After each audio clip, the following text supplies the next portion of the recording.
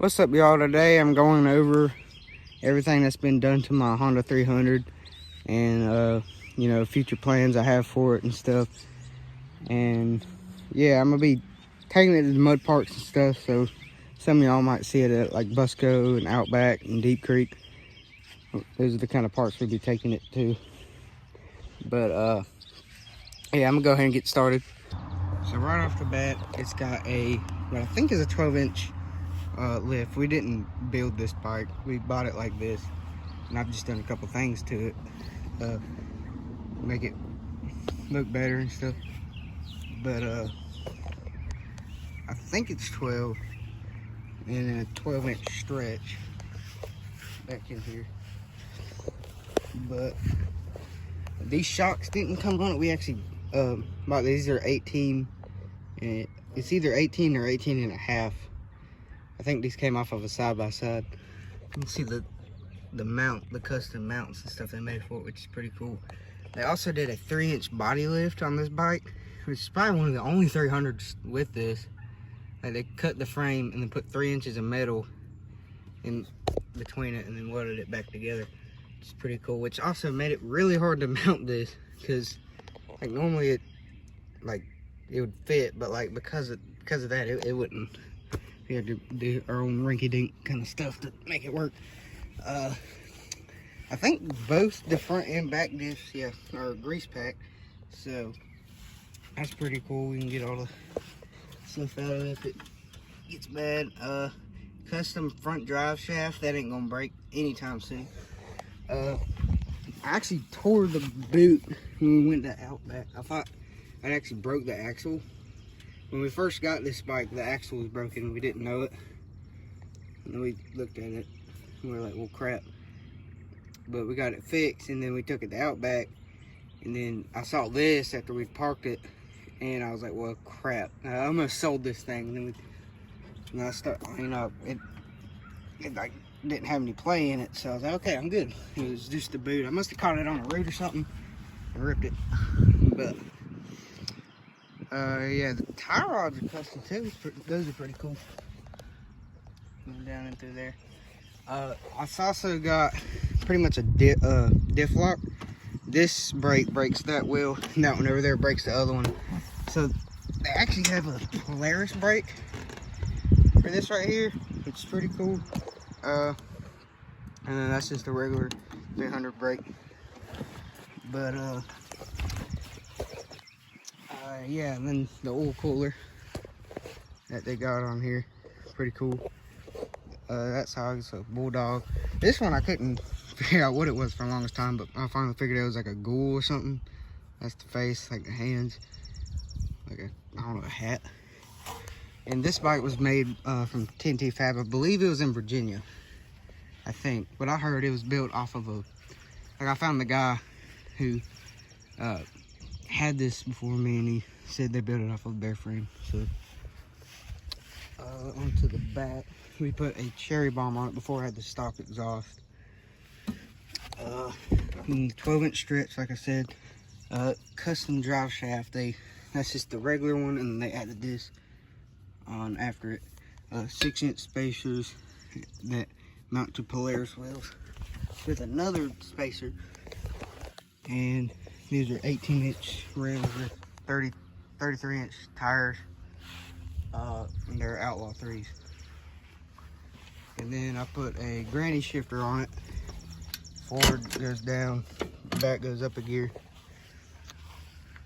and that's about everything. We spray painted the diff and the drive shaft. We're gonna spray paint these either black or red. I don't know what this crap is. Something that I think one of these actually might be off of a 350D. I can't remember what they said. Might get dual exhaust in the back. This exhaust was made in England, and they got it shipped over here. I don't know though. I kind of like the look of the one exhaust on here. It's pretty cool. This shock in the back, I have no clue what it is. It's off of a Razor, I know that. But yeah, I might get I'm gonna get a black seat too for this thing, and get that black right there.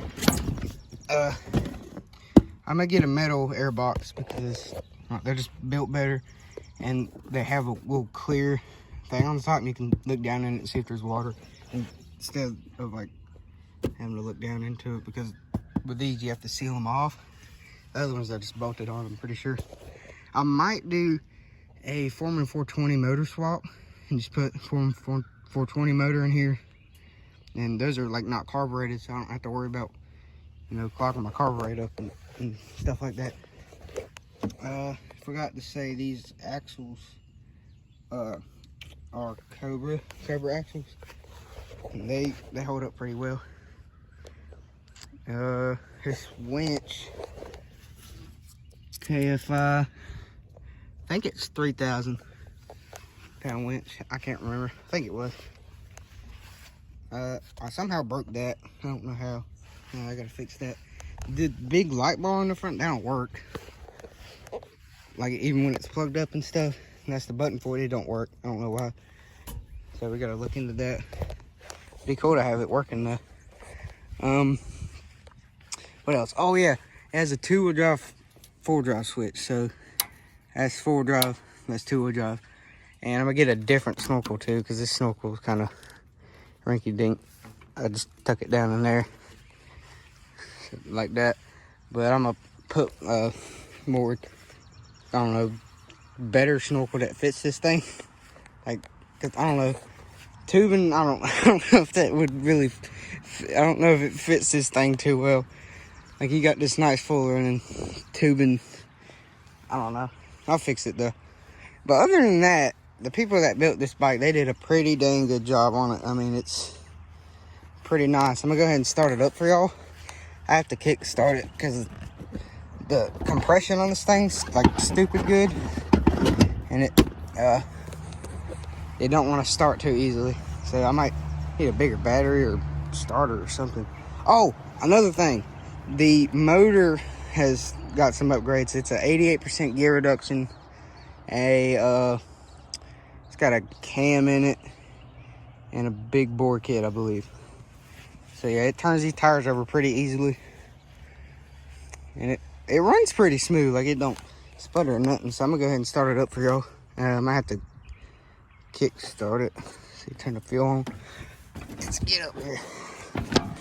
I might put a rubber thing on that because usually they come with it. Like, when I have to do the compression release, it ain't hot.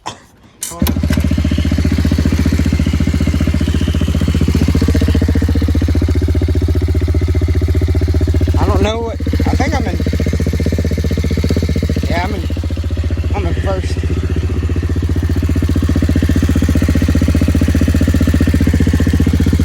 Rocking a little bit.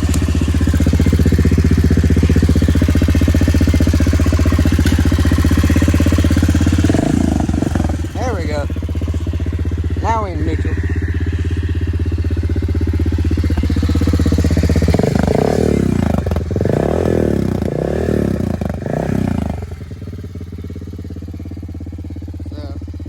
Sounds pretty good. Like I said, I'm gonna get a black seat for it and make that black right there.